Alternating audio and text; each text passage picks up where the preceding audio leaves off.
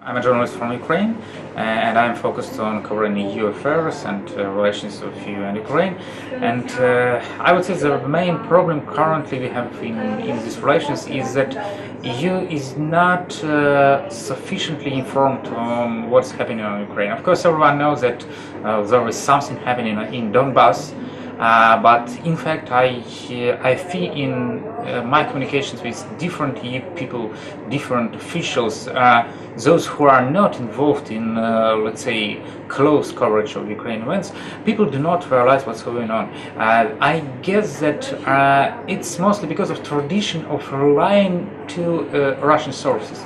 But in terms of war, you cannot rely to one source, and you cannot even rely to those who rely to Russian source. It's not too easy to understand. But for example, if you used to read German newspapers, you could trust them in terms of coverage of EU affairs. Germany could be very reliable. I mean, German journalists could be very reliable in terms of covering economics, but they used to look on Russia in terms of post-Soviet space. Currently, it is so biased view that it certainly would not include a real view of Ukrainian people. That's what I see every day. Like, for example, even now, last days when I met some people in Luxembourg, I've heard a position like, for example, that we have civil war in Ukraine.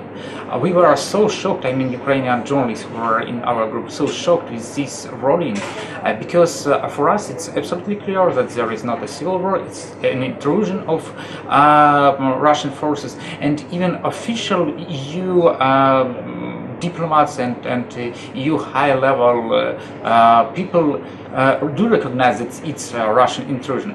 But in terms of general public opinion, people do not dive in this issue so deeply. They see a Russian view that there is only a civil war, that there are some Ukrainians fighting with Ukrainians. That is completely not true. That is completely wrong position. But this view is circulating even over MFAs of different countries, because those diplomats do not go to Ukraine.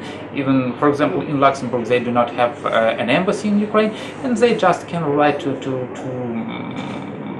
some newspapers that have some bias. Well, that's the main idea I got here. Of course, currently we enjoy EU support on the highest level. I mean, people who are involved in Ukrainian affairs, like people in the Commission, in the External Action Service, who work with Ukraine. They know that you should help Ukraine somehow.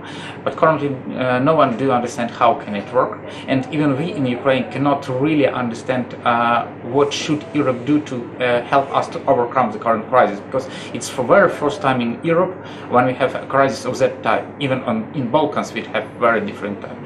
And I would like to agree to all those who say that Ukraine should pass through reforms, and that is the only way to overcome this. This should be a central point of our way out of crisis. It's very important, but it's not enough. We cannot come by this way with no support by the EU, and we enjoy the fact that currently EU top jobs persons and EU diplomats are ready to help us in this way.